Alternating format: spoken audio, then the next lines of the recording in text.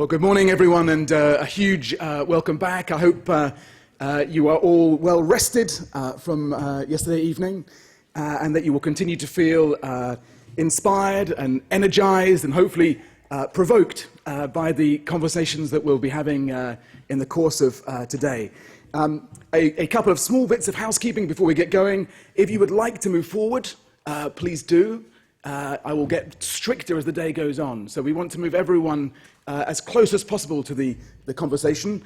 And if you have lost a phone, who would like to put their hand up? Has anyone lost a phone on the bus this morning? It's maybe not. Okay. If you know anyone who's lost a phone, it's up here. Please come and find it. We're going to kick off today with a discussion of what does it actually take to change education. We spoke a lot yesterday about why we need to change. We spoke a lot yesterday about what we need to change. Now we're really moving into the more practical conversation of how we can make that change happen. And we're very fortunate we've got this terrific panel of people who have actually delivered that change, who have found ways to work through the inertia and the bureaucracy that we often experience in the global education system and make that change happen. So we're going to dig into that in a bit more detail. I'm going to ask each of the panelists to open up by telling us what it was they did and how they overcame those obstacles. And then I'm very much looking forward then to opening up the conversation to the room to then interrogate them a bit more on that. I think, why don't we start with Olli-Pekka, because you've joined us this morning. Welcome, thank you for being here. Could you open up with your sense of how you can make this change happen and what your experience was? Thank you very much, and it's a real pleasure of being here.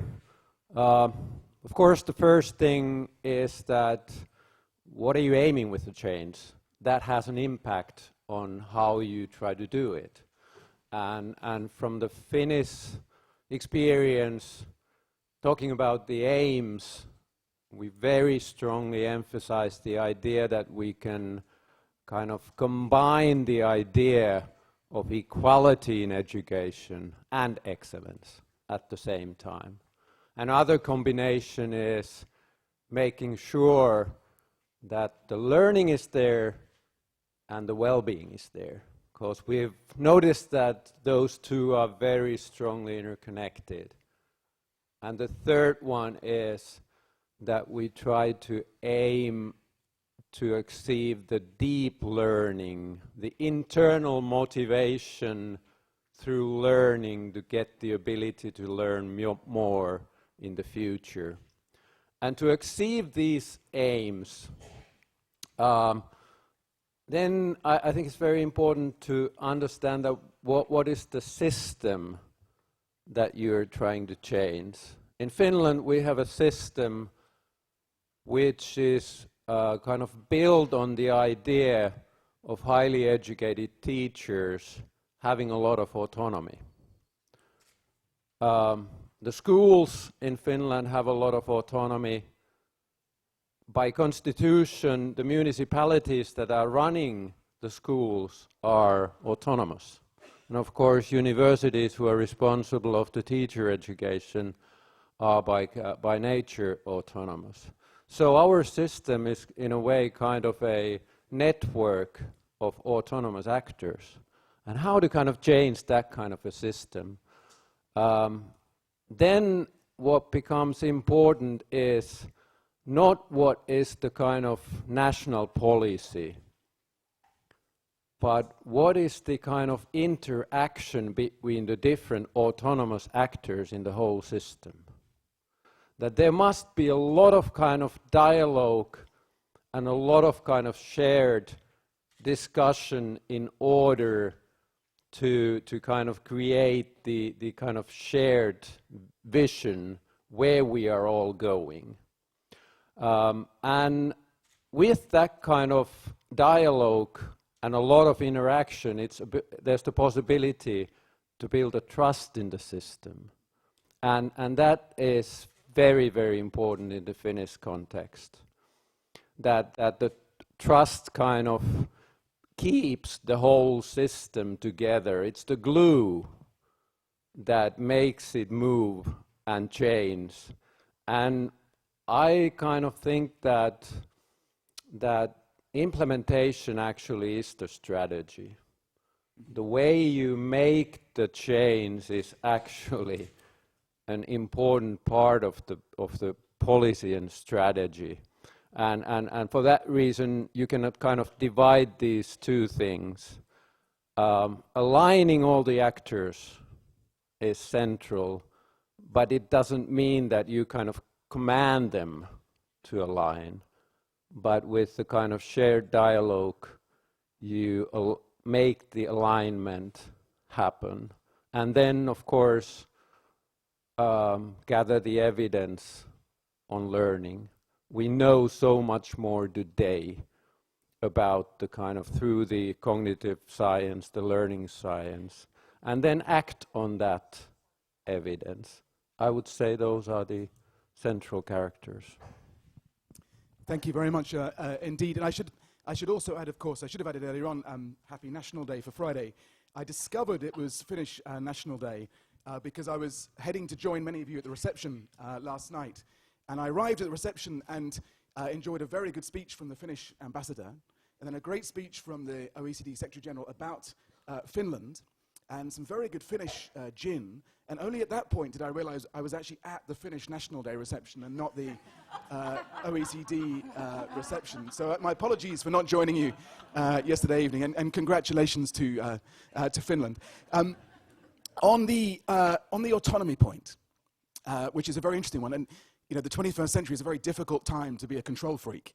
And so to give away power in that way cannot have been easy for the Finnish government to set up a system with that level of autonomy.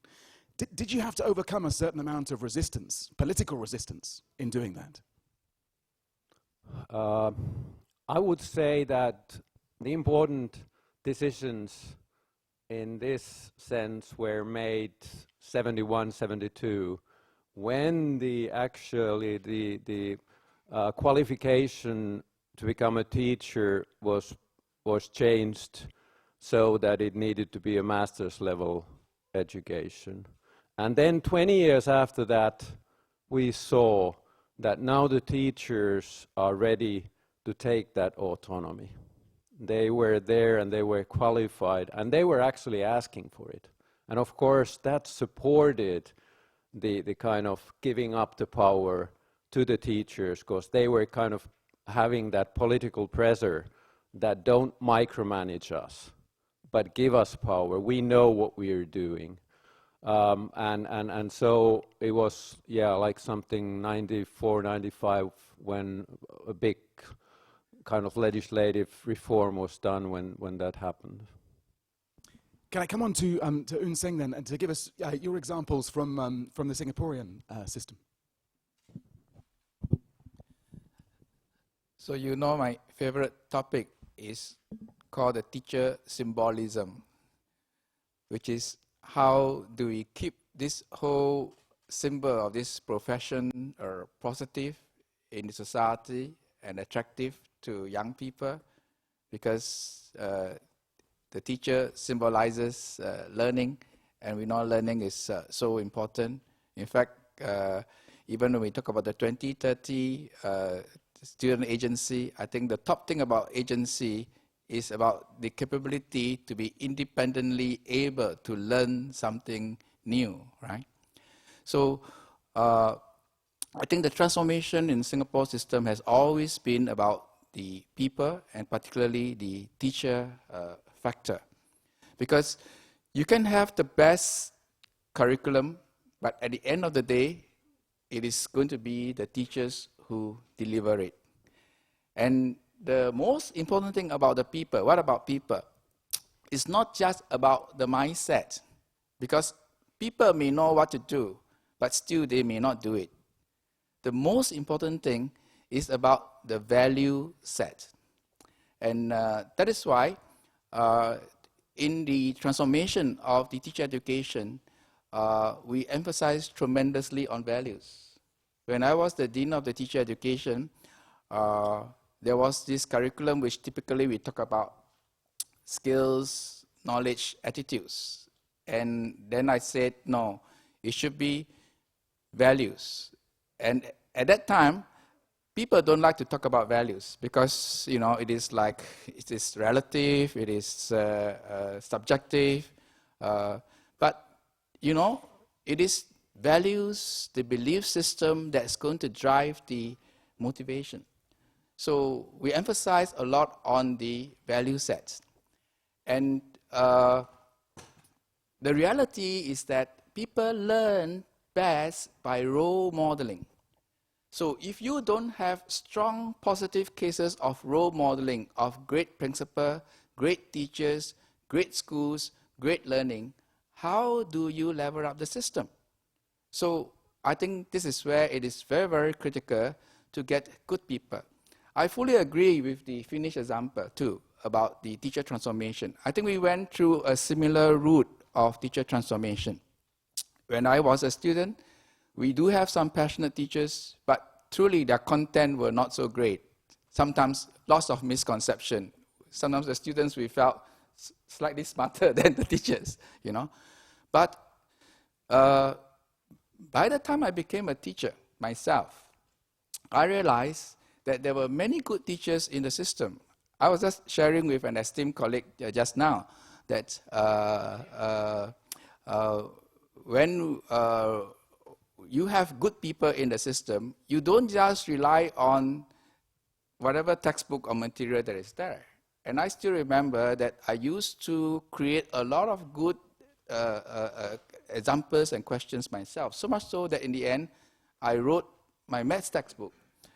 But to my disappointment, at the time when there was a curriculum change that I launched my textbook, there were 5 other new textbooks that was written. And then when I look at it, they were my contemporaries, the people who went through the teacher training with me, and they were of such capability as well. So what I'm trying to say is that when you have good people in the system, they will not sit down and do nothing. They will be thinking, how do I improve things, you know? And I can say from those times to now, the impact on the curriculum and the shift is just tremendously. And I want to add further that, especially when we talk about the complex age that we have today, there is no way we are able to put all these new things into the curriculum to make ready books for guides for teachers. You can't do that. You need the teachers who can think, who really can see how we make change. So even the concept of the curriculum have to change. So in Singapore, when people talk about the curriculum today, it's very much not about the written intended learning outcomes. You know, we talk about those written outcomes, what students will achieve by the end of the day, what is the content, and so on. But that is only a guide, because the curriculum today is mostly the process. How the teacher teach the processes of thinking, how teachers talk aloud the different ways in which they tackle problems and so on. So the curriculum has shifted from the intended written content and the articulated syllabus to the processes of learning. And for that, there is no shortcut. You need quality teachers.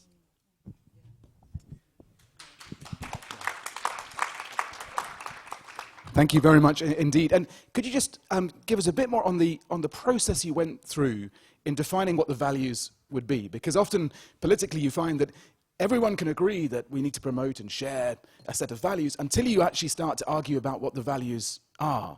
How did you manage that obstacle? How did you go through that process? So I'm very happy that in the 2030 framework we have not just the competencies but also, you know, values and attitudes, right? So, you know, let's take the example of the teacher. So we talk about the teacher's values.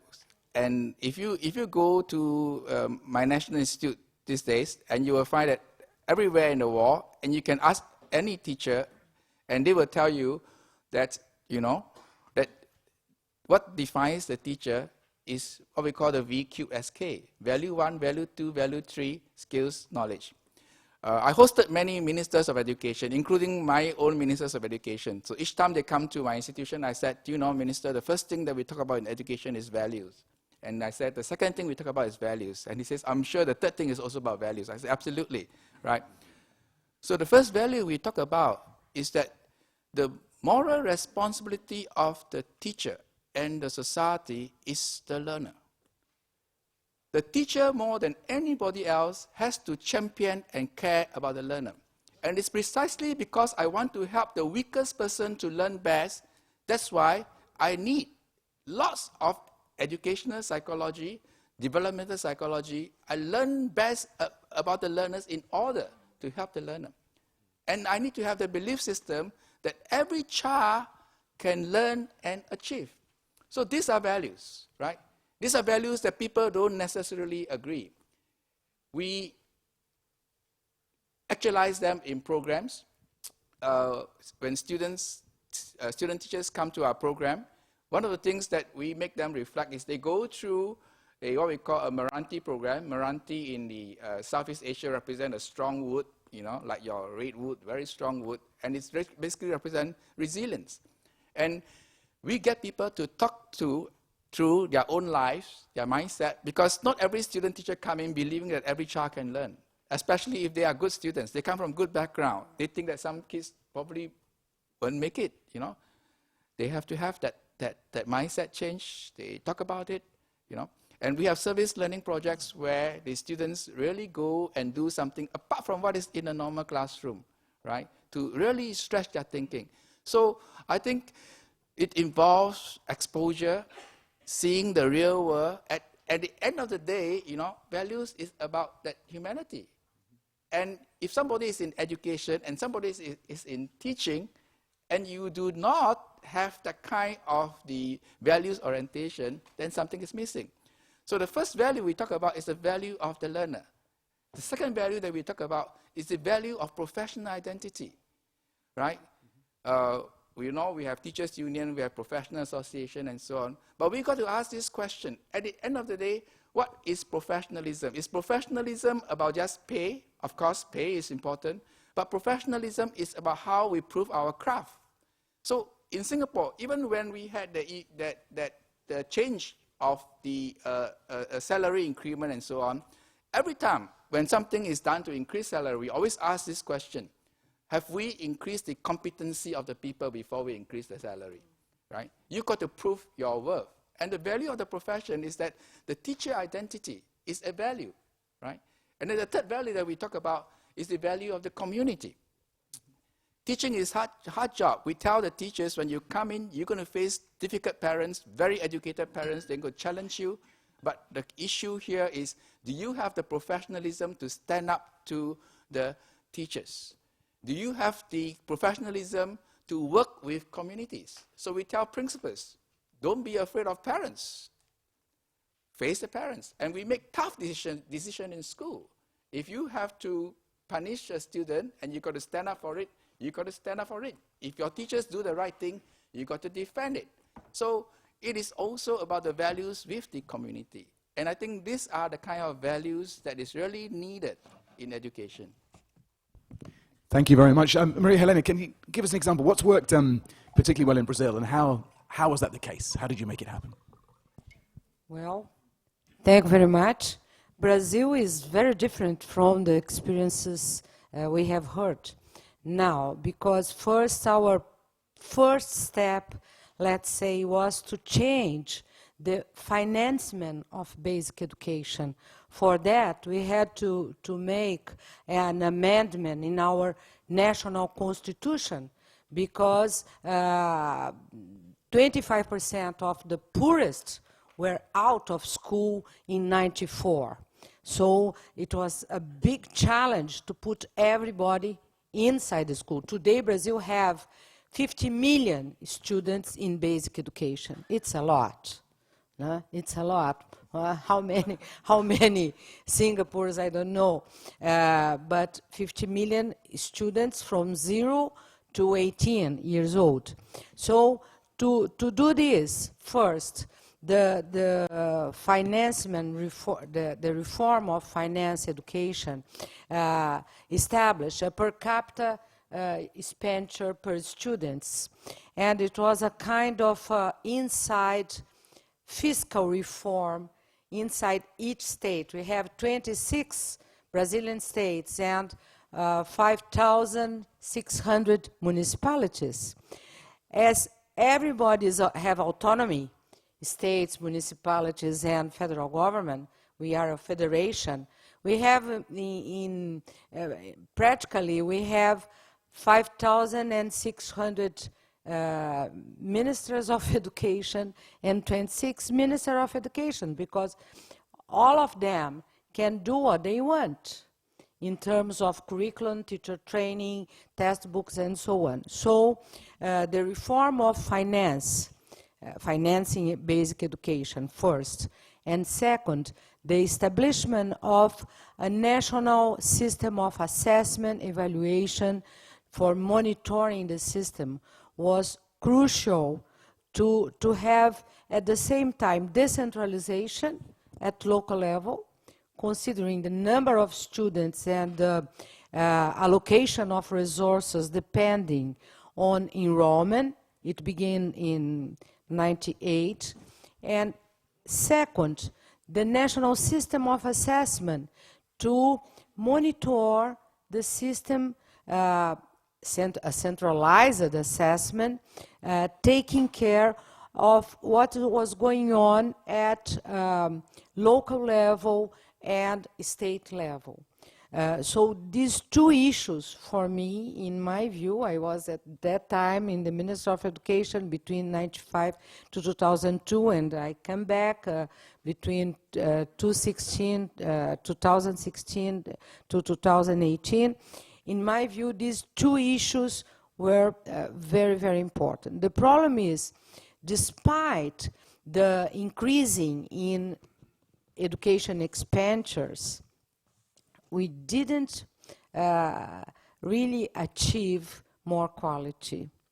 Our quality is not, let's say, we have PISA since 2000, and since 2000 results are stable in Brazil. We are not declining. What's good? It's good news.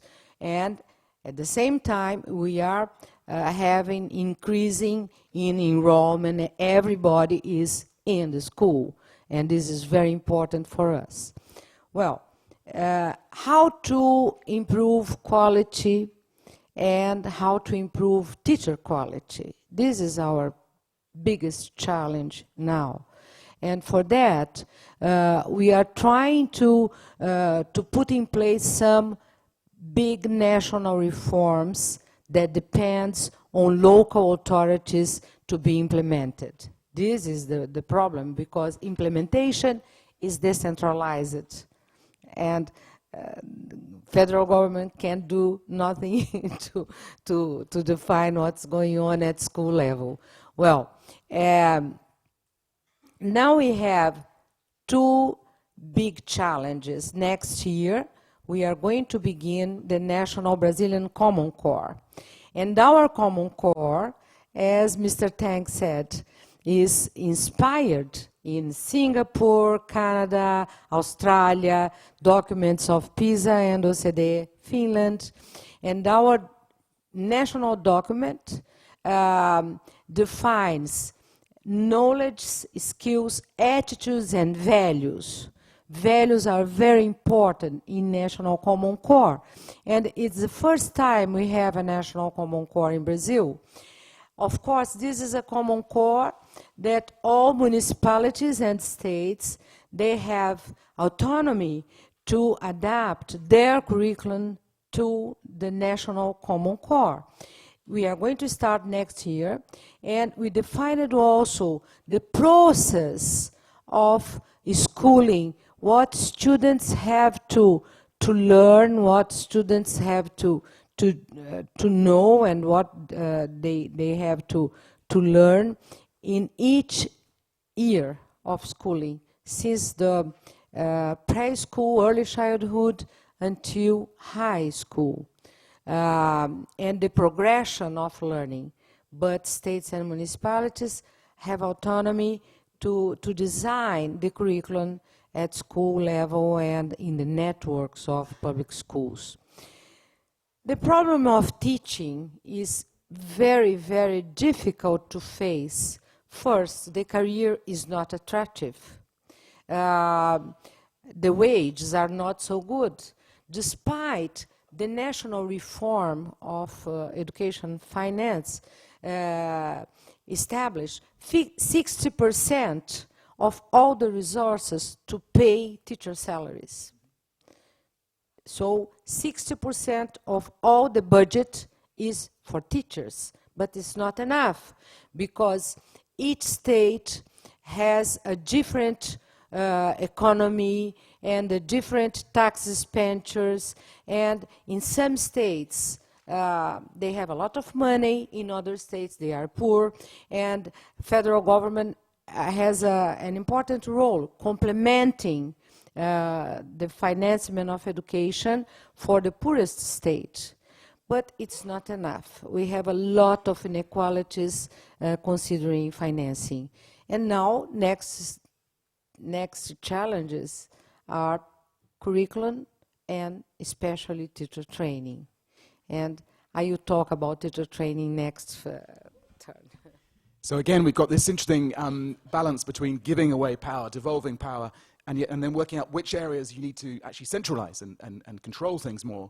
And you've identified the monitoring and evaluation as one of those. How have you done that for skills and values? Yes. We have a national system of assessment. And of course, our national system of assessment is changing now because of the National Common Core. Because our traditional assessment was very, very focusing only contents. Now we are moving from a content approach to a process of learning that considers competence and skills. It's true that even our national assessment in the last years, we have assessment for all the Brazilian schools. Can you imagine? 7 million students per year, each 2 years, are being assessed at 5th grade and 9th grade. Last year, also students at 12th grade. So it's a lot. And we have private foundations that are applying exams, but federal government defines the framework to be assessed. The challenge now is how to move from this framework to a new framework, and we are discussing this because it's different from our traditional schooling. Especially in high school, our high school is very, very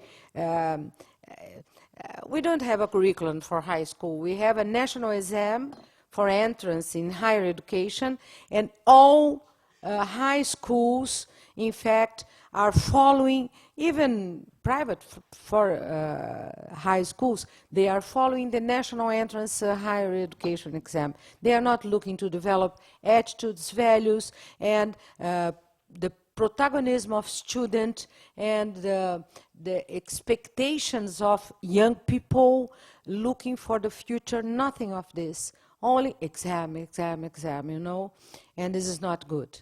We are going to try, we are going to change. I hope next future can show a new picture, a better picture. Thank you very much. Heke, what about New Zealand then? What's worked in New Zealand and why? Ko Hikurangi taku maunga.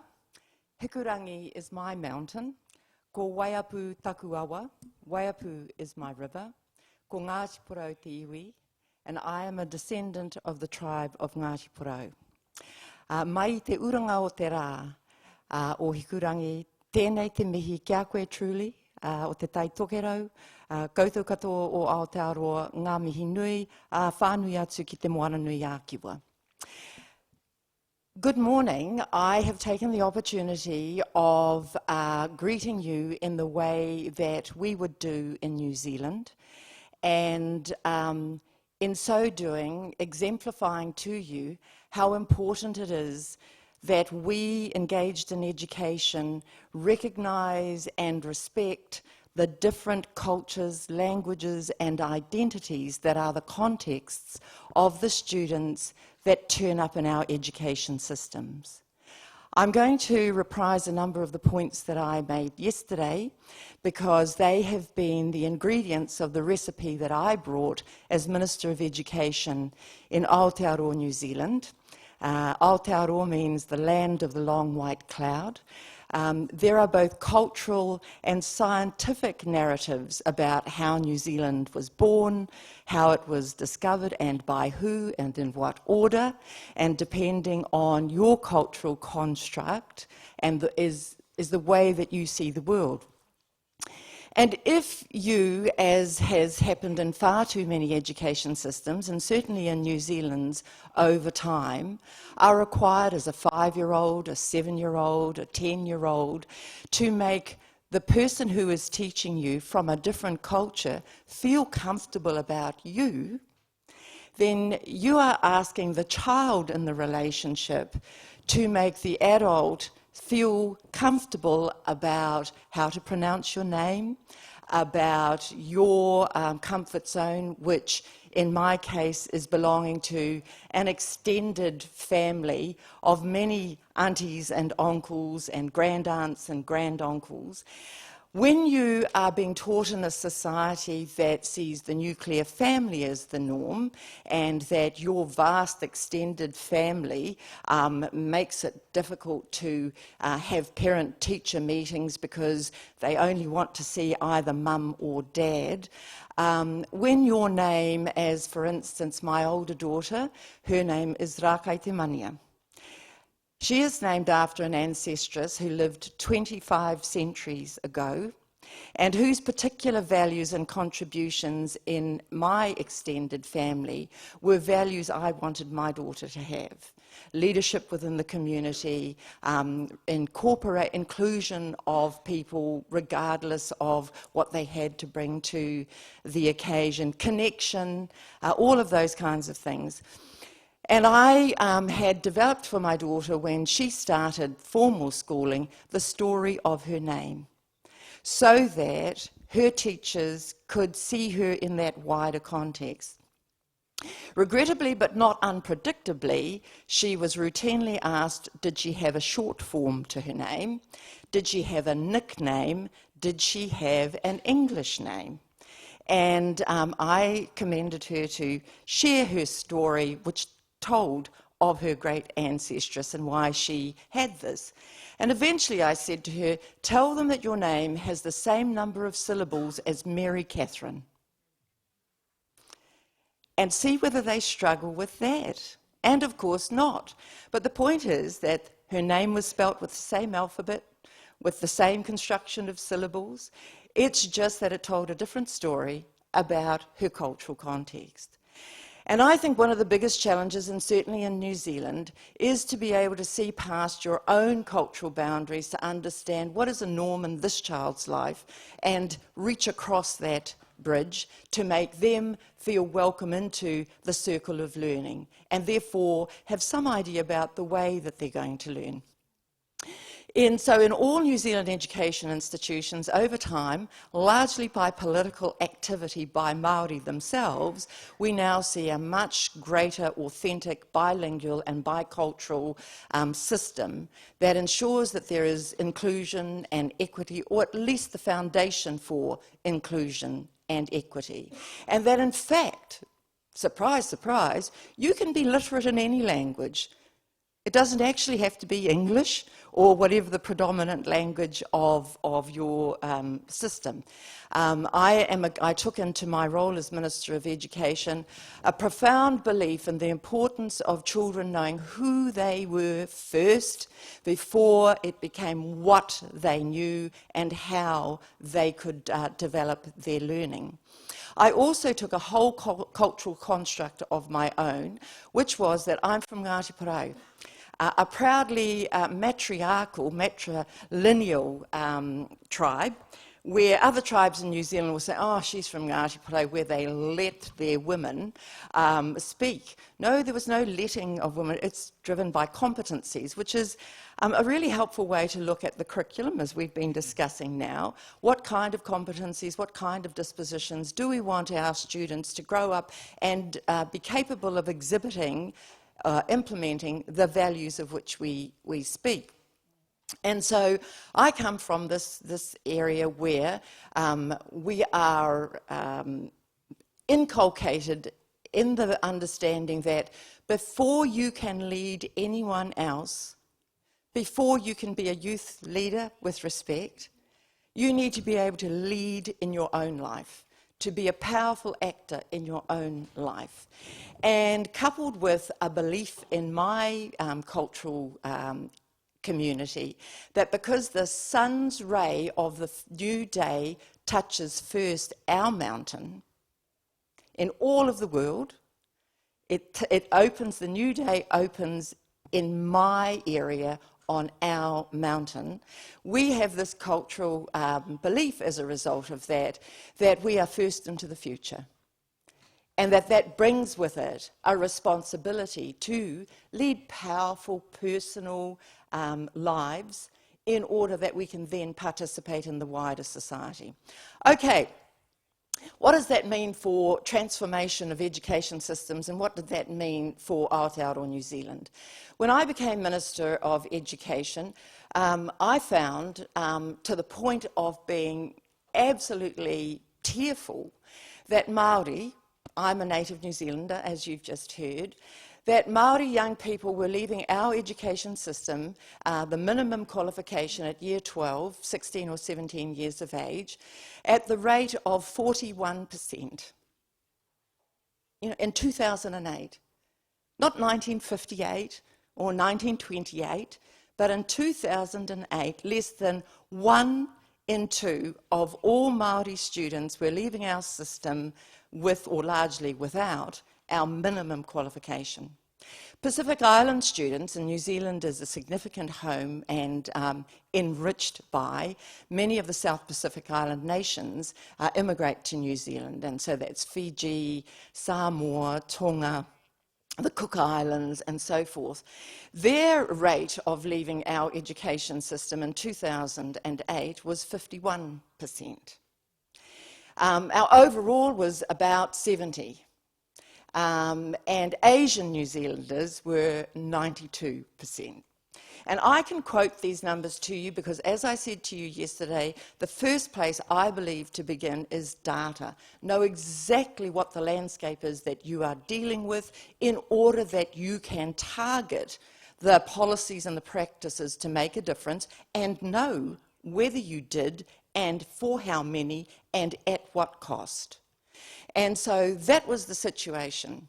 And when I left in 2017, I am really happy to tell you that Māori were graduating from our secondary school system at a rate of 75%, and Pacific at 80%, and Asian New Zealanders 96%, and overall at 86%.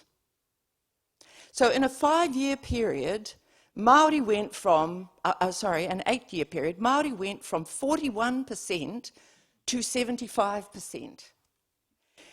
Now, nothing had changed in terms of the educational architecture, in terms of the teaching profession, the curriculum, the assessment, but 2 things had changed. One was relentless, and I mean relentless, political leadership. Relentless, and a courageous cabinet that backed me through many lows and fortunately some highs, which, you know, made it, I stood for Parliament to become the Minister of Education because the education I got gave me the opportunities that allowed me to be sitting here in this august institution talking to a global audience of educational experts about education. I knew personally and in my family the power and potency of a good quality education. And by the way, almost all of my education was in the lowest decile communities. And so I knew, nobody could tell me any different, that decile or poverty was not destiny. Absolutely not. And so I was relentless and about what was possible, because I was a living, breathing example of it, and so are my 9 brothers and sisters, and my 62 first cousins, and so on and so on and so on, out beyond that. And so the first thing was being that, and then being driven by evidence and research and what actually works, as opposed to this feels like it might work, or, you know, I think this is a good idea. I was determined not to, well, I did want to experiment, but within parameters, was to look around the world and, like a magpie, which is a bird in New Zealand and Australia that goes around appropriating other parts of nests to build a stronger foundation for their own.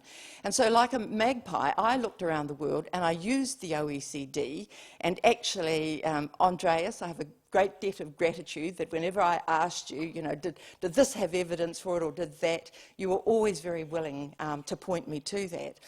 And actually, my Prime Minister said to me at one stage, I knew you weren't a real politician. He said, because you're always focused on what the evidence and the research said, and that's not very convenient, actually.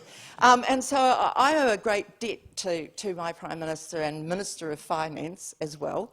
I'm going to finish up, Tom. I'm going to get to it. So, data, strong and well-evidenced, and I think courageous leadership. And third, and as important, collaboration, vertically and horizontally and out into the communities, and to give the opportunity to voices from the profession, from all of the regional and local leaders in justice, in housing, in social welfare, NGOs, businesses, and also from those communities most at risk of their children not succeeding. And we, as a result, met regularly. It was a huge commitment. Nobody could say that they hadn't had the opportunity to participate in this process, but what they could say is they didn't always agree. And that's fine. We've already ascertained here that we don't all know the perfect answer, and we also can't necessarily get to it because all of our countries are populated by human beings, and they all have had an education, right or wrong, and they bring that to the assessment of whether or not you're being successful. So consultation and collaboration, absolutely important, because I think that education and the success thereof, I think we should just accept that there are all the levers we're talking about here, but how do we make it happen? How do we translate great policies, sufficient funding, into action?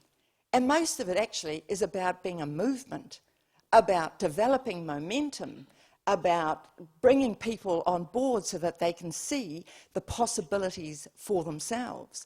And that's why, as I said yesterday, our mantra became from numbers to names to needs, the personal and the specific. And then how do we create the conditions in those micro as well as macro environments for success to occur?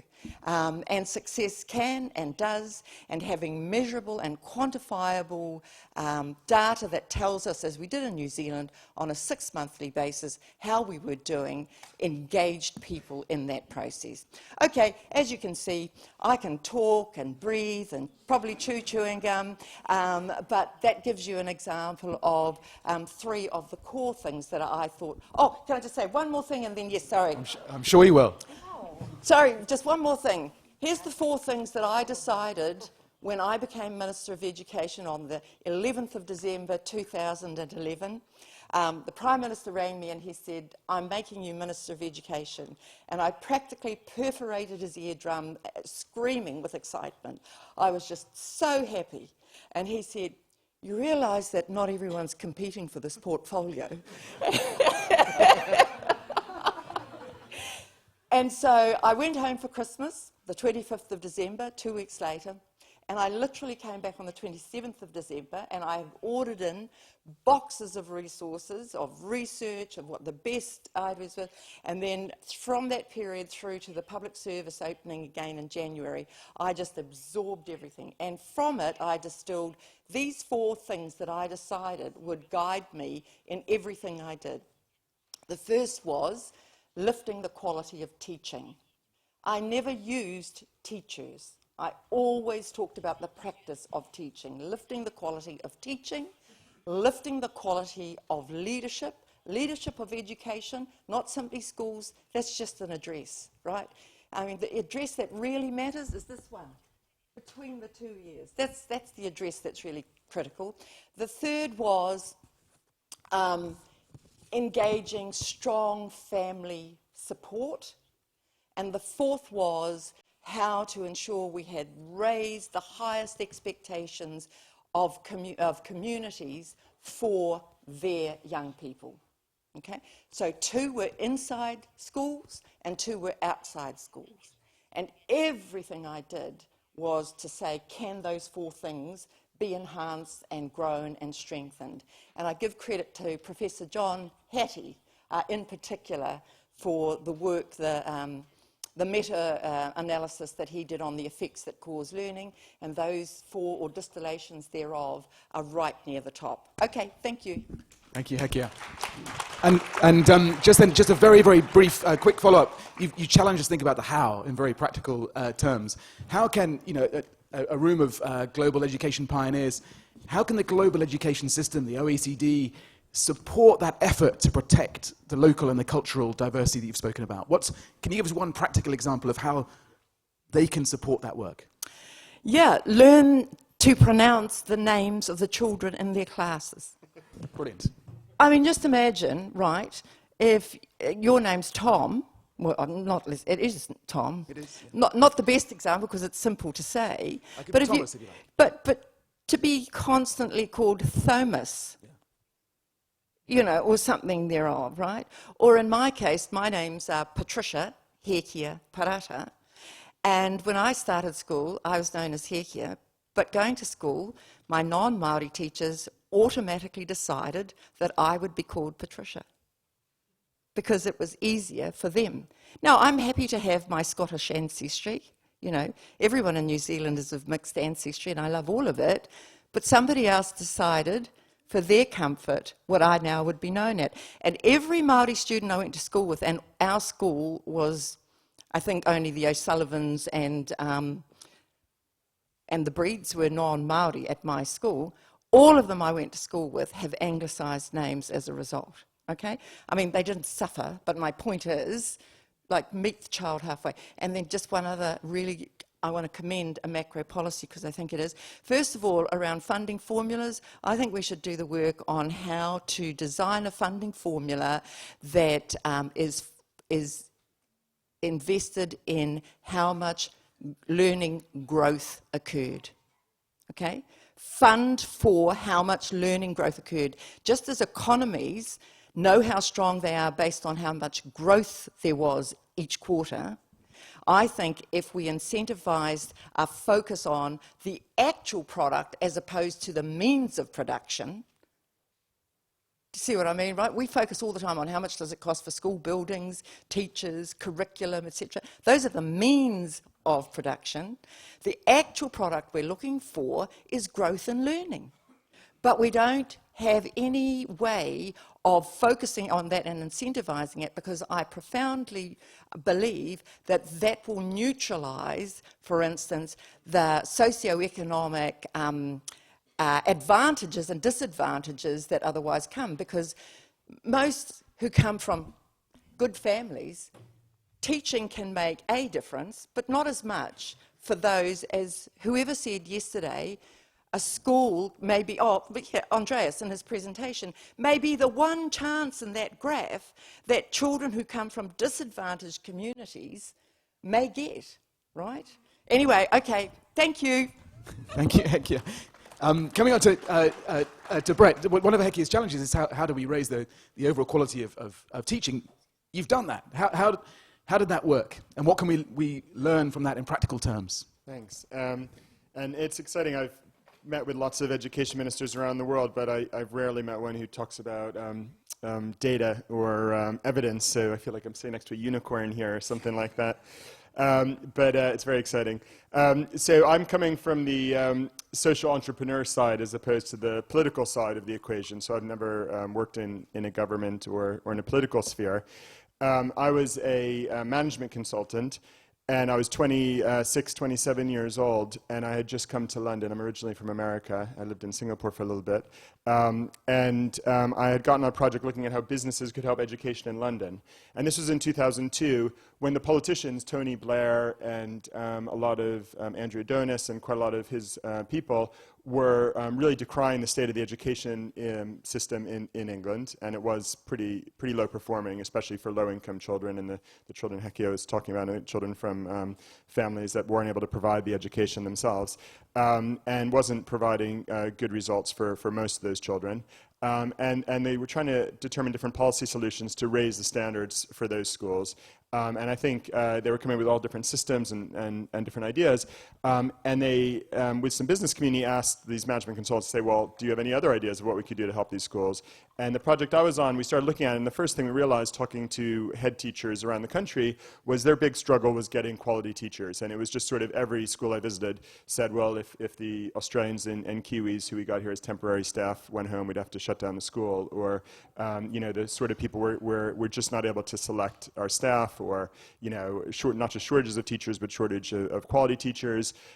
It was usually in the schools of education, obviously not all, but many of the people would be people who couldn't get into other degrees, would go into teaching.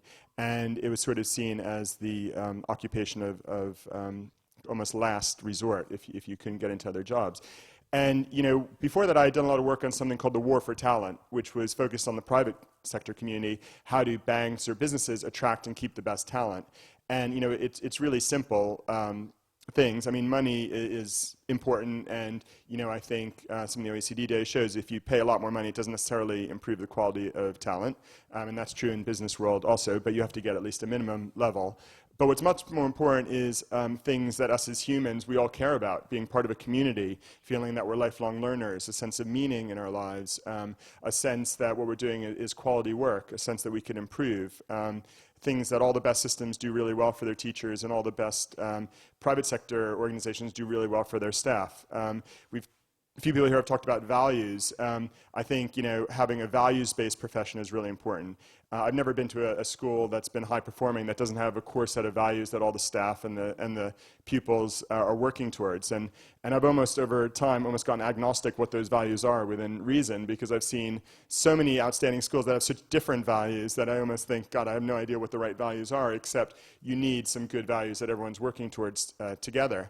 And so I wrote a business plan for this idea of bringing together these war for talent ideas into a way that could help the education system. And my boss said, oh, do you want to take a 6-month leave of absence to try to get this started? Ian Davis, who was the head of McKinsey at the time. And I was like, okay, sure, I'll do 6 months. That sounds fun. And it lasted for 15 years, which was not my plan at all. And it was the best decision I ever made, because for 15 years, what we were able to do, we recruited 14,000 teachers in the UK. We became the largest graduate recruiter in the country. Every education event I go to in the world, including here, I see some of our alumni. There's a few of our alumni here. When I go to 10 Downing Street or any of our education ministry or anything, there's always 1 million of our alumni around who are changing the way politicians are looking at schools. We have about 60 head teachers, we have business leaders, we have amazing social entrepreneurs who have made massive change in social work and prison reform and all these things coming from that experience of teaching. And still, even after 17 years, the majority of our people are in teaching. Most of them do stay in teaching.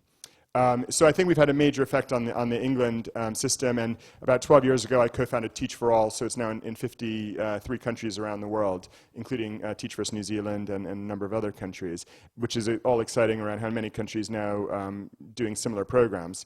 And I think what I've learned along the way is, first of all, it's a lot more difficult than I originally thought when I was 26. And I always give the story that when we started, the Prime Minister at that point, Tony Blair, and Andrew Adonis, who was his policy advisor, were very supportive.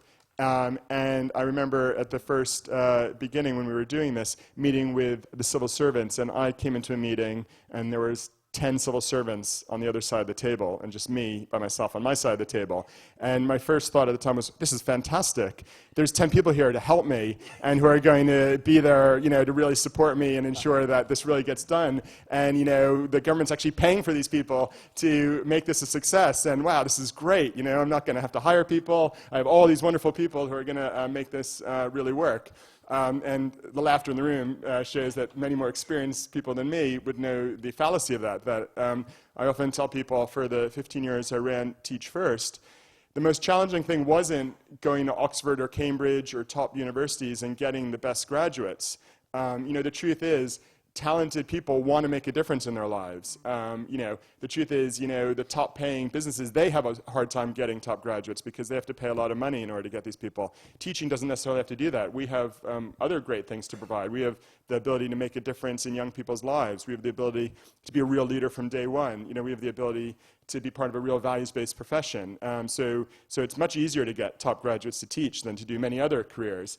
And I found that over 15 years, or to get talented staff, or to find great training partners. Those were all the easy things, or to get schools to accept them. People said the other teachers in the schools wouldn't accept them. And what we found is in schools, maybe one or two staff would have trouble, but the 80-90% of staff would just love these people as good colleagues, people who they would work with, who would be asking them for support and they would be mentoring our teachers. That wasn't the issue. But the issue was a lot of bureaucratic inertia. And I always think the biggest difficulties we had in 15 years were dealing with a lot of civil servants who saw it as a not invented here and just sort of, weren't putting the child first, I thought, in many ways, but were really putting their own bureaucratic interests first. And what excites me now is 15 years later, so many of these civil servants are now Teach First alumni who I meet who have a totally different mindset. And I think that's really important. We had good relations with unions. We never, they were never our biggest enemy, but I wouldn't say, they were supportive also. And I always thought they could have been more supportive with what we were doing since we were creating teachers who were going to be their members.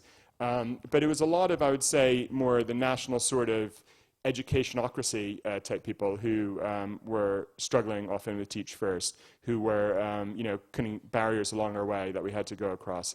And I think that's probably one of my biggest lessons over 15 years is, and something I often ask myself, why now, after leaving Teach First 2 years ago, I'm now I started a VC-backed company called Tiny, which we're focused on early years, and we're helping people start small nursery schools in their homes.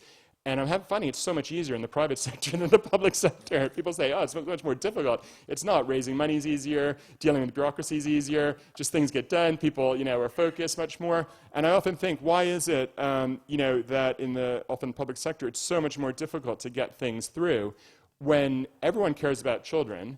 No one would disagree with the fact that, education is one of the most important things that a government has to achieve. I'd put it even starker that, I think education is the main civil rights issue of our time, where, the young people who are from backgrounds where they can't get education support from their families as easily, if they don't get a good education from the government, from the state, they're kind of screwed the rest of their lives. They don't have tons of opportunities, and their civil rights are hugely damaged as a result of them not getting the educational opportunities they need for the workforce, for life, to be good citizens in so many different ways. But yet, this is something everyone agrees with. It's something that we all know is a good result. It's all something good for our countries, good for young people, good. And I often wonder why often bureaucracies and, maybe longer-term conservative with a small c individuals make it sometimes difficult for this change to happen, while often in some other sectors change happens much more rapidly, following the data, following evidence, following results, really understanding that every decade things have to change a bit. Just as I say, an example I was going to give, when we started Teach First, we didn't have a tech focus. People could apply online. It was 2002, but it wasn't very tech-focused. My current startup, my co-founder is a great techie who started a number of companies focused on tech. It's completely tech app-based. And my thinking is things have changed from 2002 to 2019. And I think anyone who starts a business today, anyone who starts any organization today, would operate very differently in 2019 than they do in 2002. And I sometimes wonder, in education, is there the same change that's happened over the last 17 years? And so what, as you have a captive audience, and I've just locked all the doors at the back, what would be your practical request of this group? What can they do then to help you overcome those obstacles and frustrations that you've mentioned? Well, I think the first thing is to realize change is good. You know, the world is changing. Disruption is happening in every sector imaginable. You know, there's nothing that's the same in 2019 or 2020 that was the same in 2000 or 2002. And just embrace change. That I think, you know, reading new evidence, looking at new documentation, realizing that anyone in any profession just constantly has to change, and that's true of teachers, that's true of the education profession, just like it is any other profession. And the last thing I said is just to repeat what the distinguished panelists have said, which is, to me, it's about the leadership, it's about the teachers. It's, you know, it's not rocket science, I think. It's just that any organization in the world, any business, any sector has the exact same issues: a war for talent. How do you keep the best talent? How do you attract them? How do you develop them? How do you make them feel worthy? How do you, how do you make them feel that what they're doing is important? How do you lead them successfully? This is a struggle every organization in the world has, including schools, and I think we should just not think of it as this sort of separate world, but just realize this is something we could all learn from each other on how to improve these things. Great, thank you very much indeed. Charlie, just before we come back to the other panelists and open up the conversation, what's worked for you on excellence in mathematics, and what can the rest of us learn from that? Okay, I'm going to talk very specifically about mathematics education. So my role is that I'm director of the National Centre for Excellence in the Teaching of Mathematics in England, and we've been doing, well, I guess we've been trying to address some of the problems that have been spoken about by the other panellists. So in 2014 we had a curriculum reform in mathematics. We're not going to go into the details of reform. In fact, the content of the maths curriculum is fairly consistent across the world. But one of the things that in that curriculum are some aims. So the aims are about making sure that young people can use maths fluently, they can reason with mathematics, and they can solve problems using mathematics. And I think that it's quite easy to forget that schools can get very focused on what maths education is about, is getting children through examinations. That's actually a side effect of education, not the purpose of it. And I think that we wanted to really focus on that and think about how we could improve maths education in England, which, compared with other countries, I think it certainly needed and needs improving. And so we wanted to think about, it opens up lots of opportunities for young people to be confident in using mathematics. How can we make that happen? So I think that there's some barriers that we have. I think that obstacles to change that we have in the UK, I think many young people are, their experience of school seems to be, I'm being trained to deal with an examination. And that kind of turns them off mathematics, or it can turn them off mathematics, which is a worry. There's also an idea that you're either good at maths or you're not. Some people are just born good. Actually, that isn't true. It's effort that makes a difference. It's belief that you can succeed by trying, a kind of open mindset idea. I've spoken to people in England who believe in the growth mindset concept, but they believe in growth mindset concepts, but it doesn't apply to maths. Maths is different, which is rubbish. And so it's trying to overcome that has been a big thing. I think also we have some issues about our teaching workforce, in that our primary school teachers are not specialists. So in many countries, primary mathematics is taught by primary maths specialists, and that is a very effective way of teaching primary mathematics. Our primary teachers are fantastic generalists. They all have a huge admiration for what they do, but they're not maths specialist teachers, but they're forming the foundations of mathematical learning for our young people. So how can we make that better?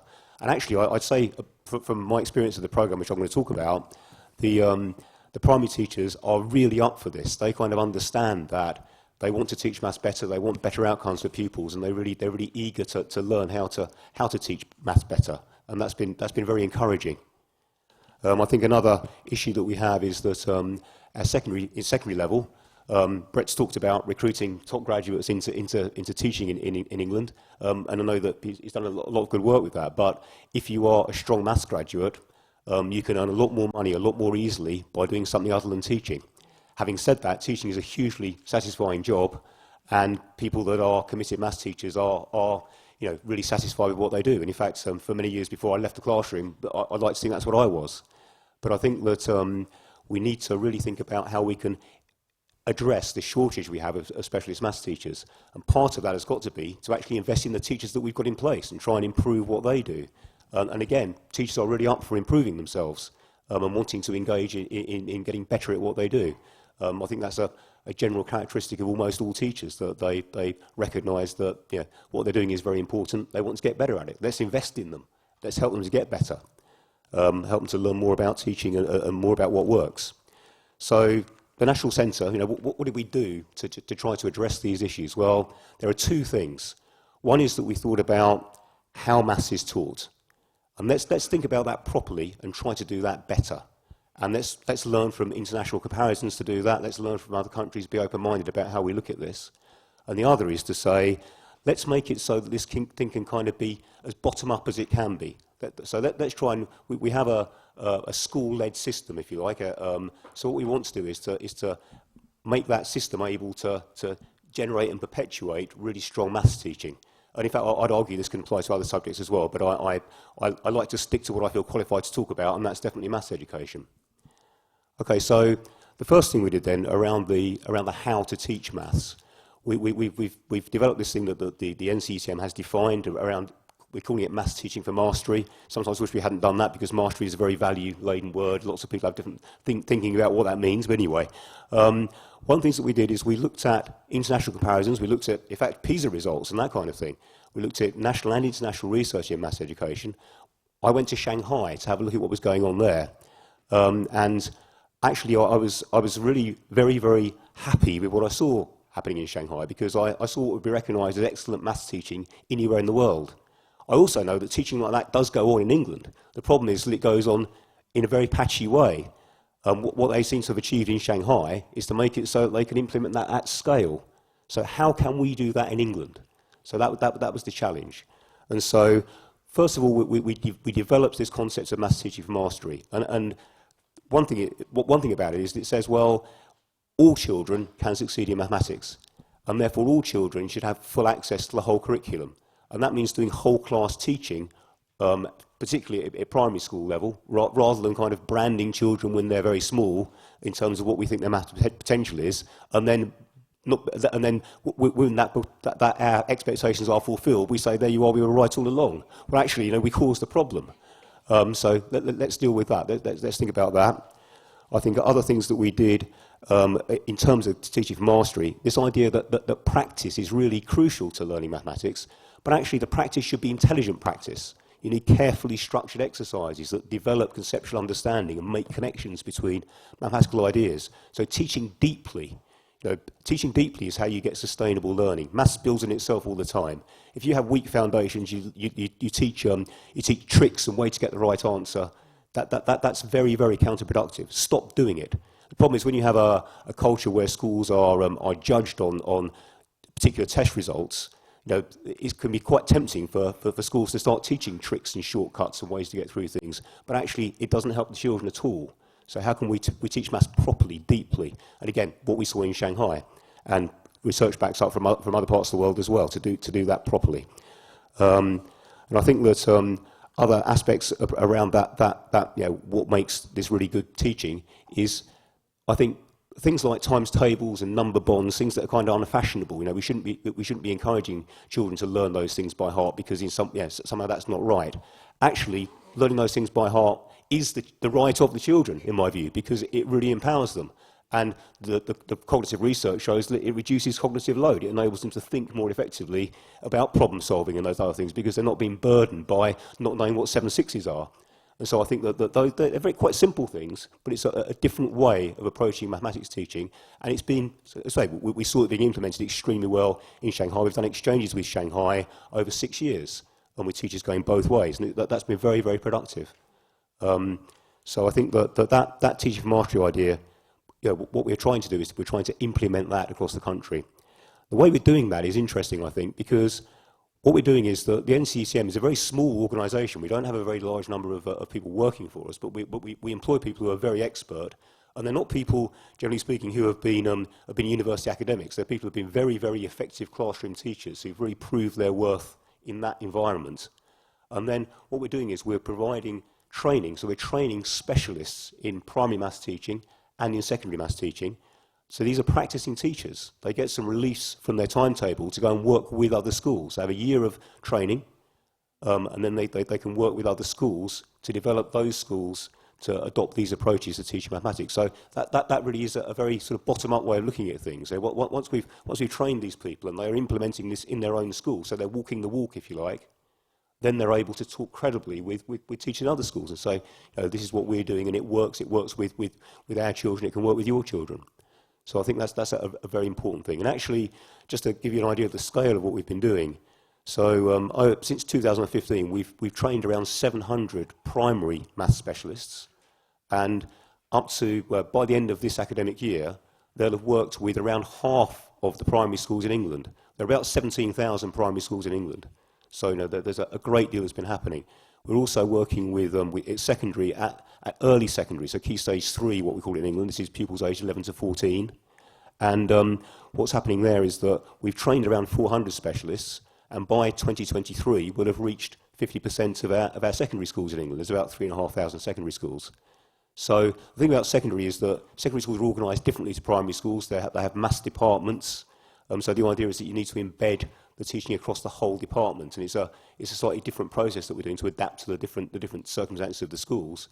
But you know, we're doing that, you know, involving teachers, working out how they think it will work, and trying to develop what we do based on reality, thinking about what can actually work in our classrooms.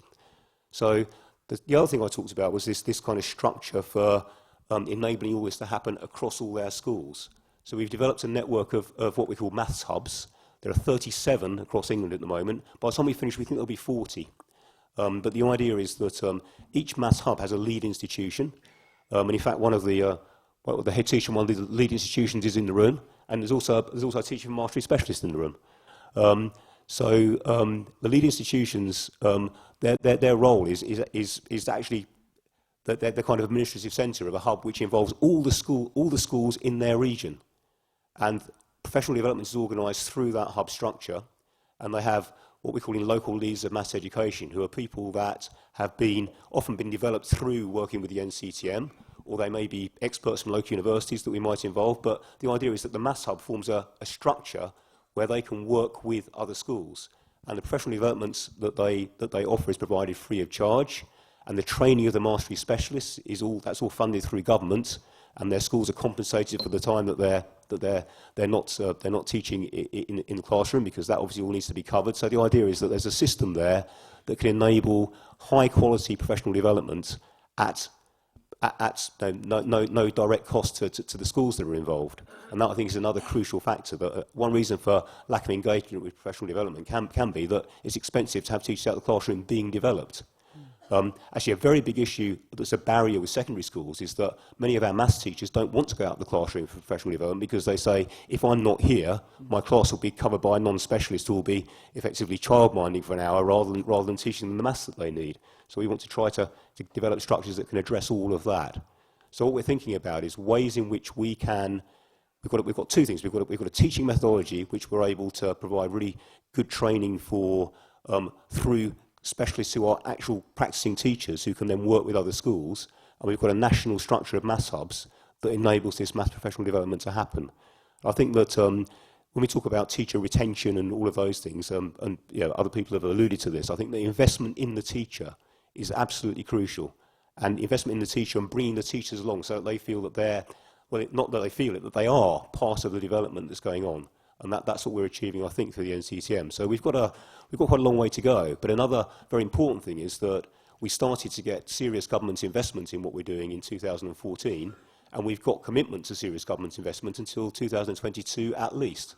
That's very, very rare. So another big message I'd have is, if you want to change education on national scale, you can't do it rapidly. I mean, a gentleman from Finland was talking about decisions in 1972 impacting on what happened now. I think that's absolutely key. It's a long-term aim, and that can make it difficult in a political cycle, because you know politicians change, but actually education takes longer to reform than the political cycle. But I'm very pleased that what we have at the moment is sort of some serious commitment from our civil service and from our government. So I'd say that my experience as civil servants, possibly because of the changes that happened during the time that Brett was involved, is less poor than Brett's was. But I also understand the kind of it can be frustrating the things that you have to navigate in order to make things happen on a national level to reform education. But we're trying to do it. Thank you very much, John. Thanks for all those practical ideas as well. So I think Maria Helena is going to come back in with a comment or a question Yes. on Charlie's point. Then we're going to do a very quick fire round, 10 Okay. seconds each, and then properly open up. No, I forgot that because of our reform in the funds financing education, teacher in Brazil, we jumped from 40% of our teachers had higher education in 2000. 40%. And today, 85% have higher education. It's not what we would like to have. We have to have 100%, but it's a big jump in only 17 years. It's very important because we have 2,200,000 teachers in Brazil working in basic schools. It's a lot. So it's not easy to do this. Another point is that we have a big mobilization of Brazilian civil society. In my view, the recent process of the curriculum reform and teacher training reform had a big help of our civil society, especially third sector. They are very strong in Brazil, and we have important entrepreneurs that are putting a lot of money in teacher training. This year, last year and this year of 2019, we had teacher training in the whole country financed by civil society for public schools at municipal level and state level.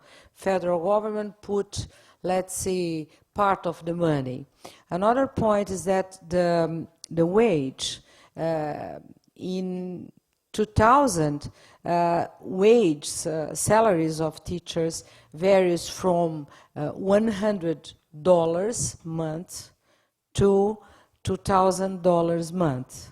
And today there is a minimum wage of $800 month, and not a maximum, but in general there is an average of $2,000 month, depending on the health of each state. So there are a lot of improvements in a country with a lot of inequalities and difficulties like Brazil recently.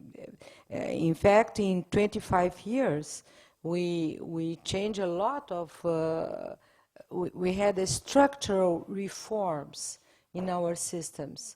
What I see is that now perhaps we have more conditions to put emphasis only in teacher training. This is our biggest challenge now, teacher training, initial and in-service teacher training, considering everything that was talked about. Thank you very much. Thank you. Right, I want to open up the floor for questions. Quick fire round, 10 seconds each. Charlie's mentioned growth mindset. We need to learn collectively from failure as well as from success. In 10 seconds, if you could go back, what's one thing that you would have done differently? Who would like to go first? What can we learn? Give us a failure to learn from. Okay, well, one thing that I would have liked to have done differently, but which isn't practical to do, is that the way that we started things was we said we want to work with some primary schools. Whereabouts in your school, that we need an enthusiastic teacher who wants to engage with this. Well, that meant that we had to be working in different year groups in different schools, depending on where that teacher was based.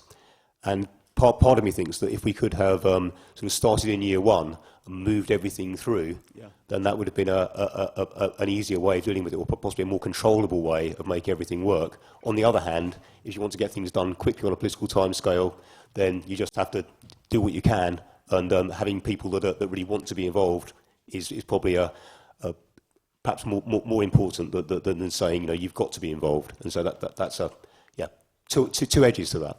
Yeah. Thank you. Brent? When we started, we only started with secondary school teaching. And I remember in the original business plan, we wanted to work with children as young as 3 or 4.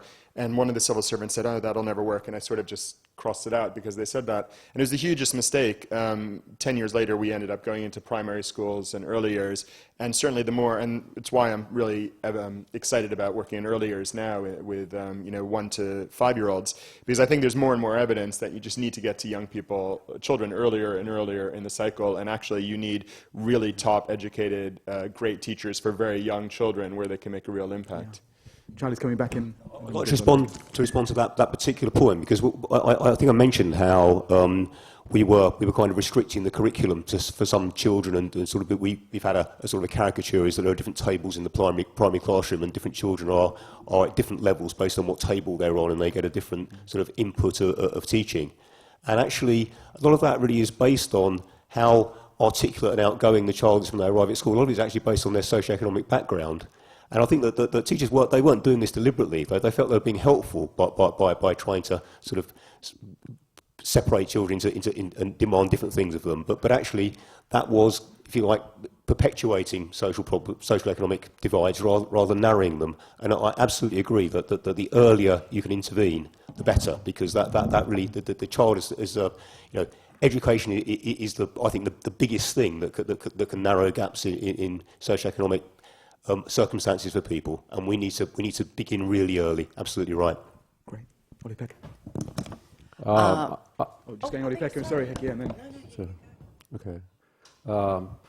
I think what I would have done different, and if I think I became a Minister for Education for the first time in '94, and at that time, if we would have had the evidence, definitely the same thing that was said here, investing more on the early years. And actually we were quite proud for a long time in Finland saying that our children go to school quite late, and we're kind of seeing that as something, an achievement, but definitely if we would have the evidence at that time that we know today, that how important those early years are in the kind of creating the capacities for everybody to learn in school, and also kind of making sure that the equal opportunities are there when school starts. Yeah, great. Thank you. Heikki?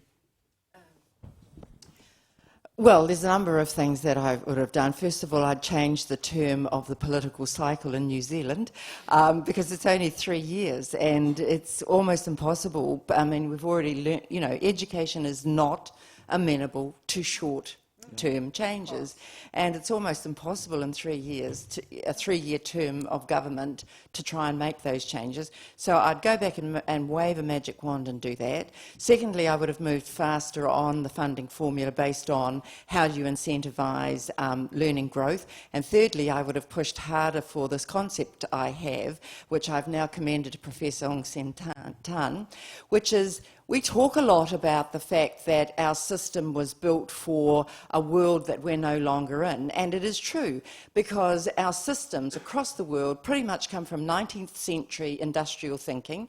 They're taught by people born in the 20th century to students who are born and are part of the 21st century. So you have this embedded structural dysfunction, if you like.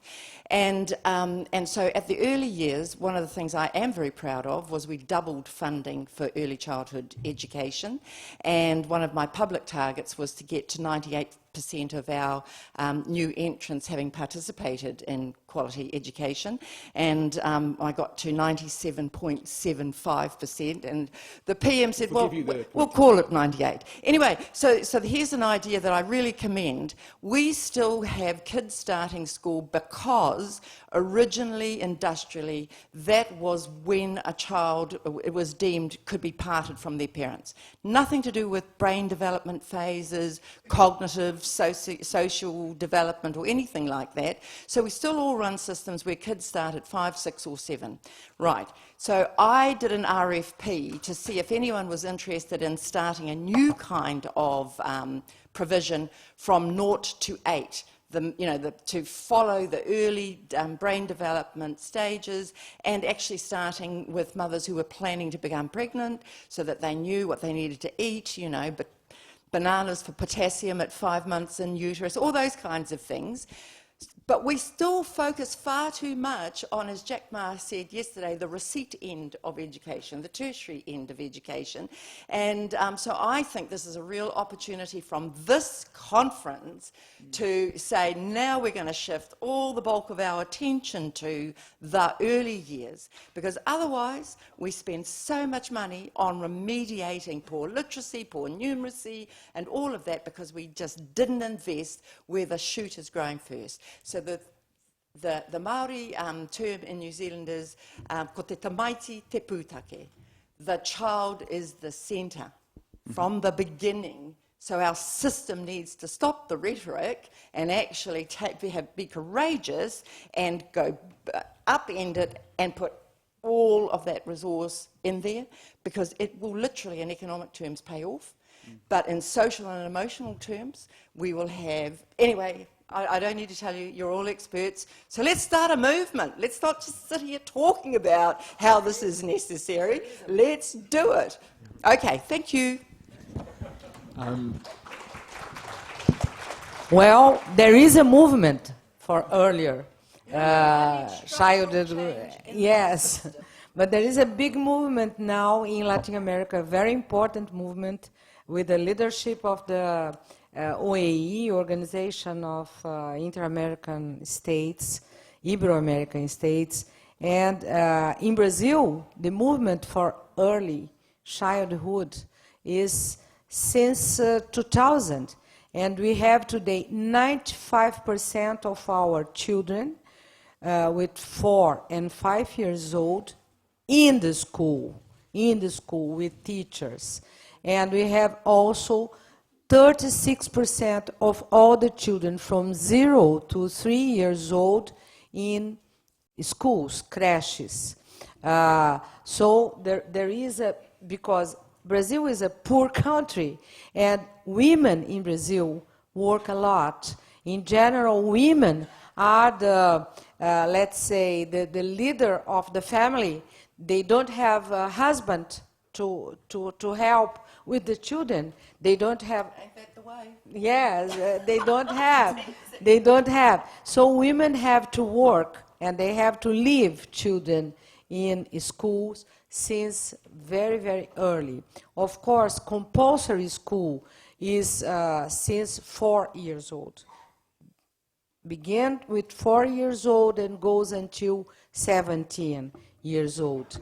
But in my view, like all my colleagues here, early childhood is very important to improve quality education in the future, and teacher training. I think that teacher career, teacher training, and early childhood are the issues perhaps the most important for next future, because these children today, they will be finishing high school in 2030, 2032, and we don't know what kind of world they will face, what kind of occupations, what is going to happen with labor market, we don't know, and that's why these children will have to develop competences, skills, attitudes, and values to learn how to face inequalities, how to face some constraints, how to face especially challenges that are not previewed. It's a different world that you have to face. That's my view, and we are trying to do this. Thank you, and Unseng, just very briefly as well, what would you go back and change if you could do it all again? So I couldn't agree more that we did a lot from the elementary school to high school to universities. Amazing transformation in Singapore. So the last frontier, early childhood, early childhood, and I think we always say that there's two major influence on the life of the child, right? The home and the school. Now, home is messy, when dealing with the home. But the fact is that as you try to lift up learning, you will discover that at the end of the day, that with the students that suffer most in terms of the equity equation, right, they are no longer just problems of learning. They are problems of social emotional issues from the home. So you have to start as young as possible, right, to intervene in the early childhood years, because that is where the predispositions of learning is inculcated, where the prerequisites of thinking and reasoning begins. So thank you. I'm now looking for hands, for questions, interventions, but a very clear and consistent message there on early childhood development and the need for longer planning, political cycles as well. We all wish that was the case. Sir, I'm looking for quite snappy, quick questions and then quite snappy, quick answers as well from our panel. Do we have some mics? Yeah, Michael.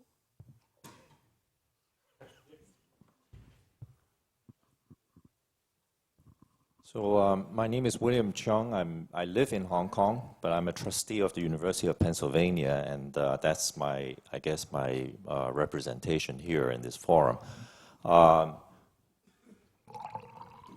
UN SDG 17 goal number 4 is quality education, and I think we all agree we need quality education.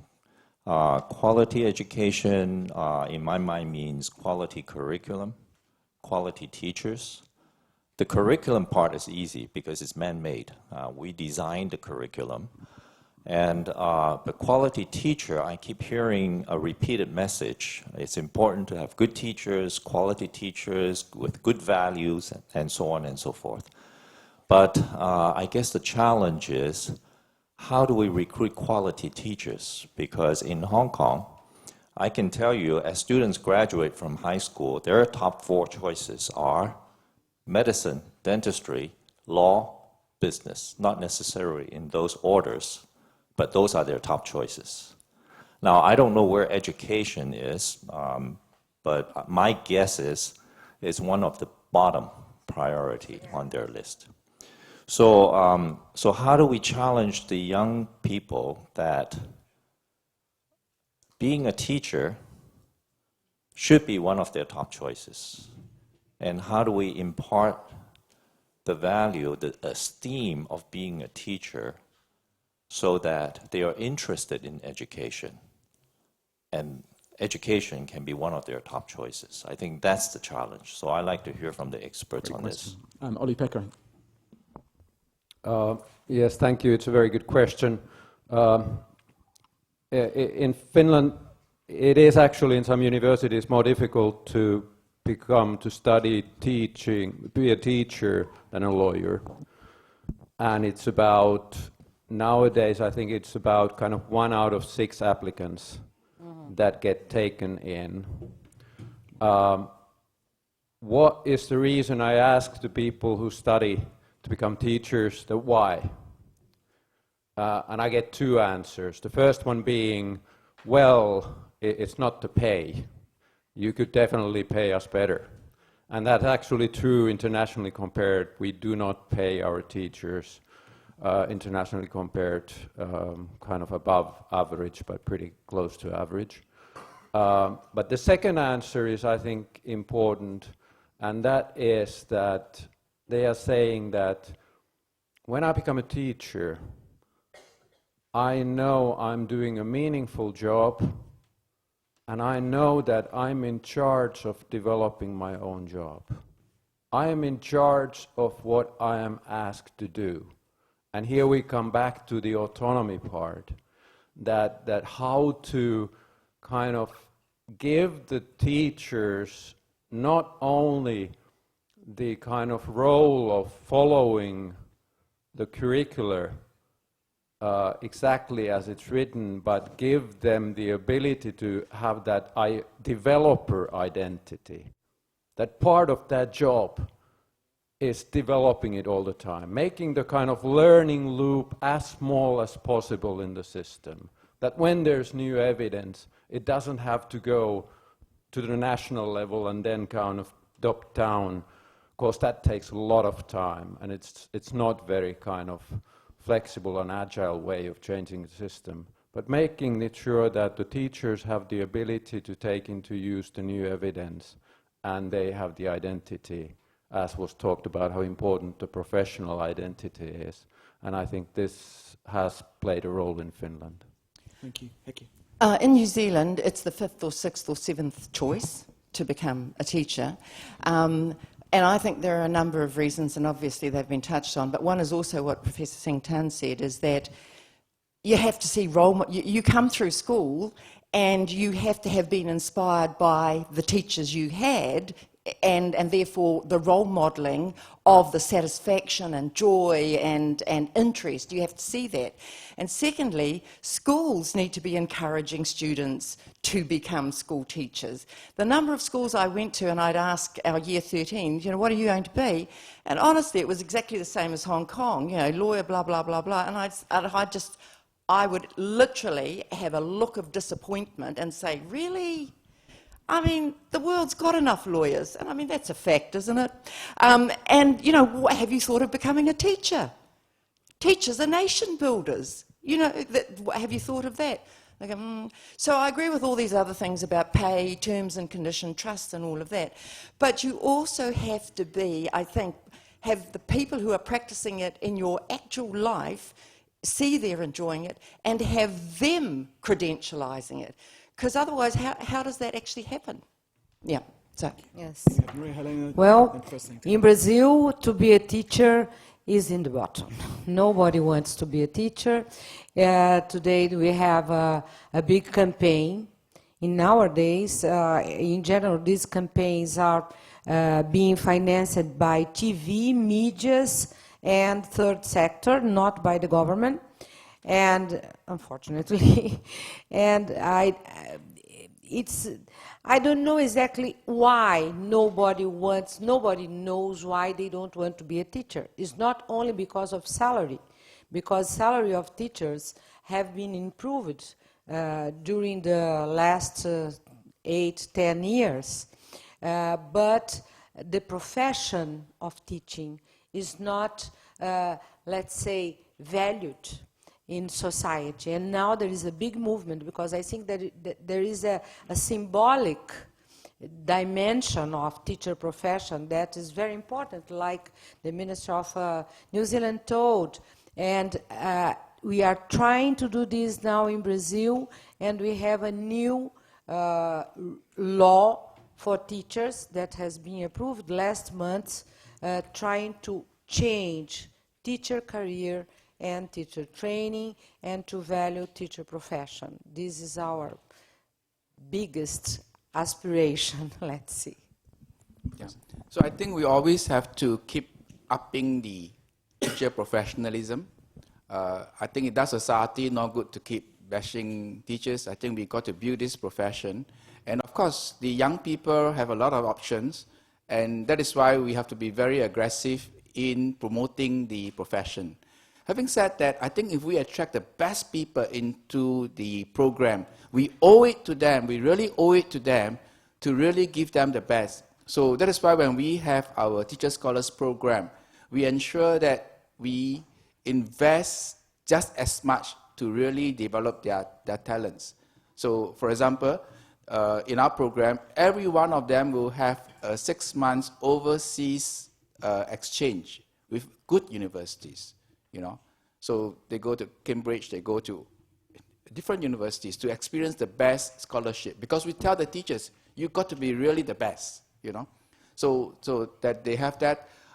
They have service learning both locally as well as internationally. So the young people today, they want the exposure, you know. They really want to change the world. And the more I do these recruitment exercises, I tend to agree with what a gentleman mentioned early on, that very smart kids, you can still find a good proportion who really want to change the world, and they don't just go for salary per se, they are prepared to go to a profession where they can really impact, But we really owe it to them to make sure that it is a respected profession and give them the necessary circumstances that they deserve to really grow their talent. Charlie and then Brett. Well, I think that teachers feeling valued, feeling that they're an important part of society is a key thing that attracts people to teaching and retains them within it. And one of the things that we're trying to do with the programme that we have in England about maths teaching is this idea that there's an investment in the continuing professional development of a teacher, so that once you are a teacher, you have that, you're doing something that's really worthwhile to society, and society is recognising that by investing in your development throughout your career.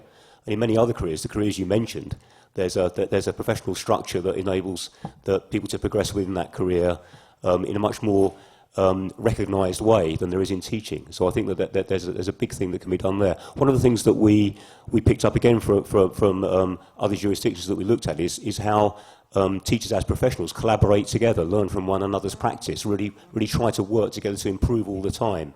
The experience of teachers in England, certainly, it can be a rather lonely existence. The idea of autonomy in your own classroom is very important, but also the idea that you are a professional working with others, and what you should be doing is collaborating so that you're working to improve what you do every day. That's part of what professionalism is about, isn't it? And something that we're trying to get to happen through the maths hubs and the way we're working with our work with the NCTM is to encourage teachers to collaborate, something they never used to do, or rarely did.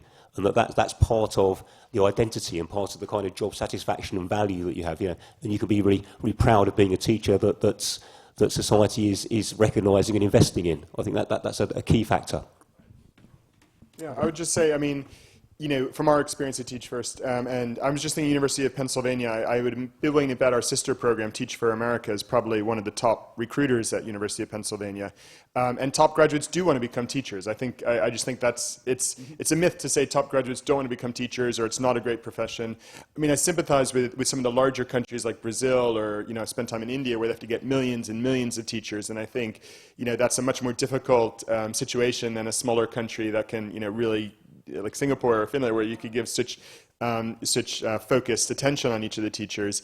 But certainly our experience when we started was so many people said, oh, you'll never... I remember meeting the head of careers at Oxford University who said 5 of our graduates went on to teach in a state school last year and they all wanted to enter the priesthood and they all did it for religious reasons. You'll never be able to recruit a lot of graduates from us. And within a few years, we were the top recruiter of Oxford graduates. More Oxford graduates join Teach First than do any other profession. And I just think teaching is a brilliant job, and it speaks to everything that young people today want in a job if they can get it right. And so I think it's totally possible to get the top graduates. I think schools, as you said, need to do a better job being 21st century workplaces, doing a better job helping part-time work, flexible work, all the things that other employers do. Schools need to do a better job in there. Thank you. So we've got time for these 2 quick questions, and then you have a choice of which one to answer. I'm going to go to Maitha, and then you, sir, and then we'll close up this session. Sure. My question is, we spoke a lot about aspirations and value-based education.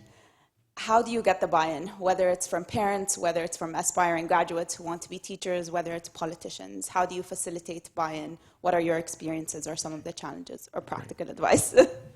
So that's part A. You can choose either how do you get buy-in or part B. This is like an exam. I know we're not talking too much about exams.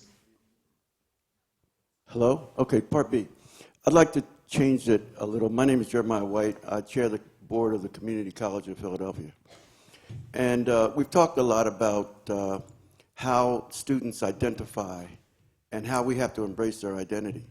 In the United States, students come out of high school and either go to technical work or they go to college or they go to the prison. And we've talked about it being the prison pipeline. And race is a very important factor in who winds up in that prison pipeline.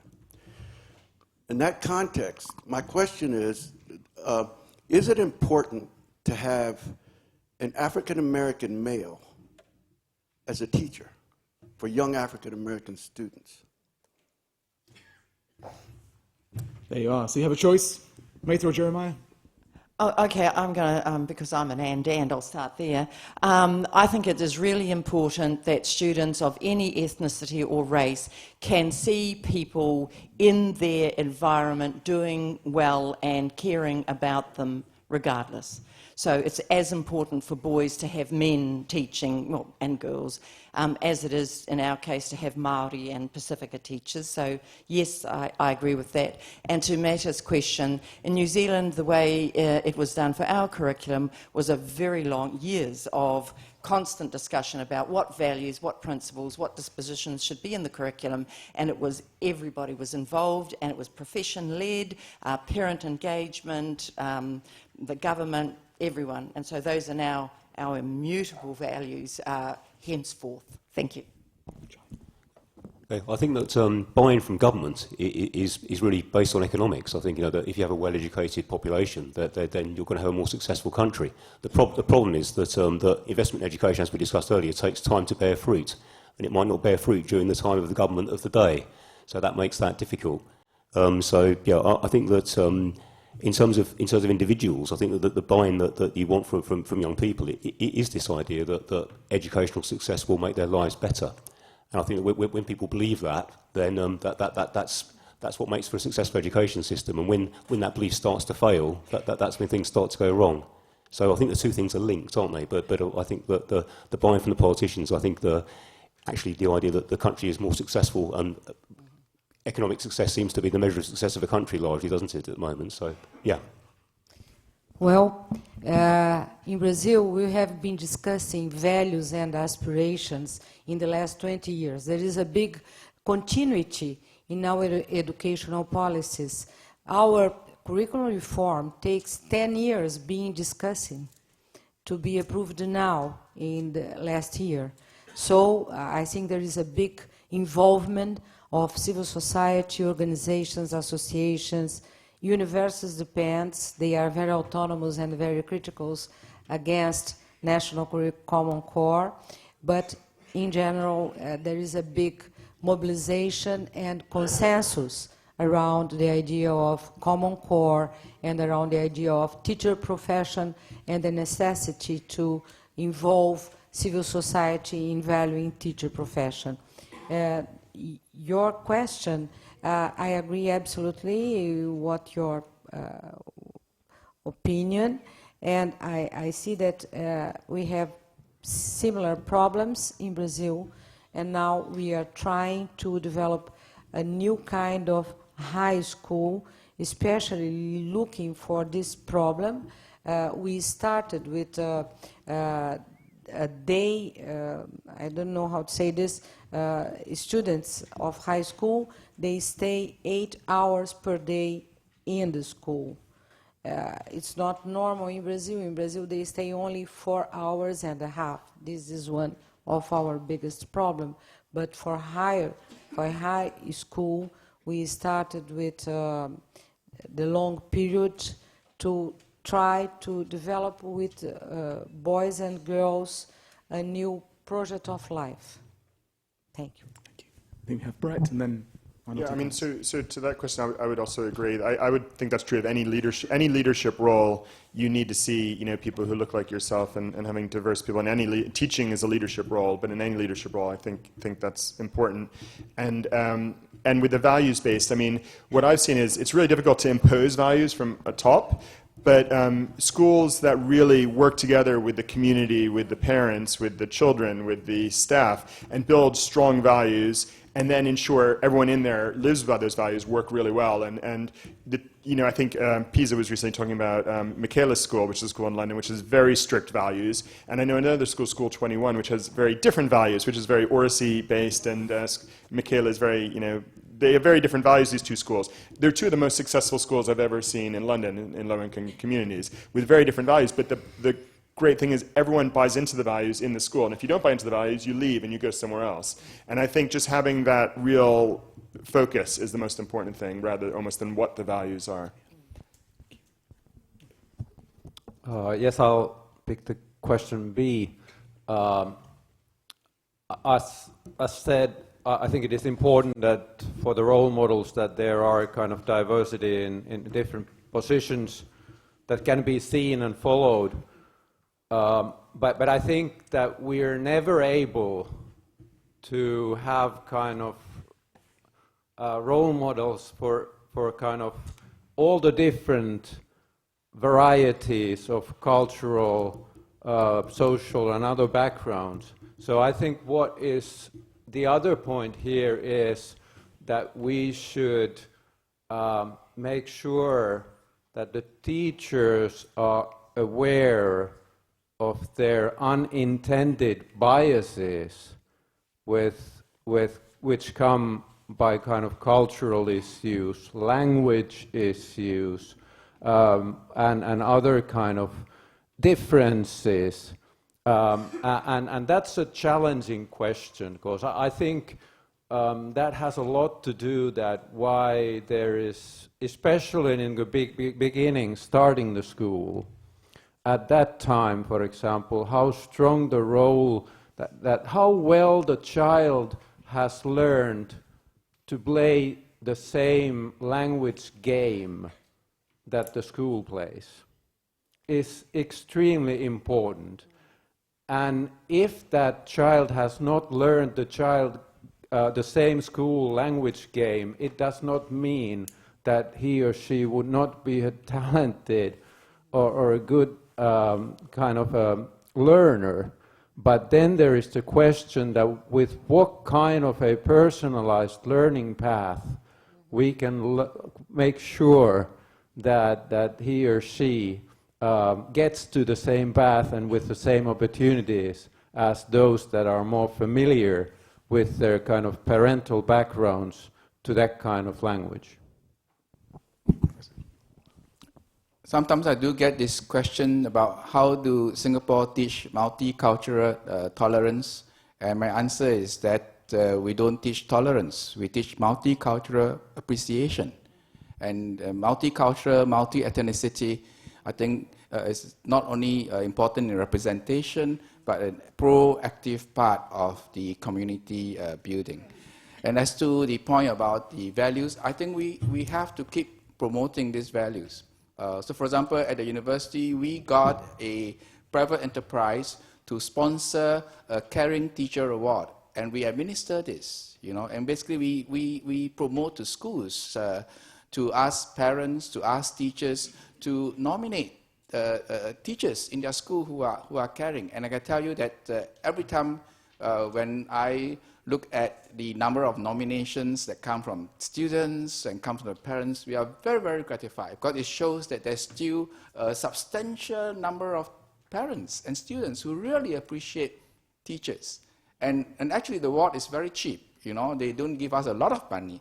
But the point is that just because we have this exercise and we tell schools that, you know, celebrate the best 5 voted teachers, you know, and we give them a certificate from the NIE, you know, that you have been nominated. And at the end of the day, only the first 3 get a little bit of monetary prize, which is also not much. But it is not about that. It's about the fact that we celebrate this important thing, that teachers are caring people, and we want to acknowledge how they have gone, you know, beyond to really care for the children. Thank you. So I'm afraid our time is now out, but we'll be regrouping shortly. But thank you to you all. Huge amounts of content and ideas there. I hope everyone's been absorbing all of that, and we'll have a chance to talk about it in the rest of the day. But running through it all, these clear themes that you've got to get the vision and the values right if you want to see change through. You've then got to engage people, get buy-in, as Matha says, build those coalitions as you described. And sometimes, as Olli-Pekka described, you've got to give power away in order to gain power, in order to gain trust. You've got to give people more agency. And then thirdly, finally, you've got to then basically get the delivery plans in place and deliver them with patience over several political cycles, and make sure those plans value teachers, focus more on early childhood development, get the monitoring and evaluation right. We heard that very consistently today. And also protect the local and the diverse, and make sure that that's not lost in the midst of the delivery of the plan. So it's been fantastic. Please join me in thanking all 6 of our panelists. I'm looking at Tian for a steer on how long are they allowed to go away for coffee?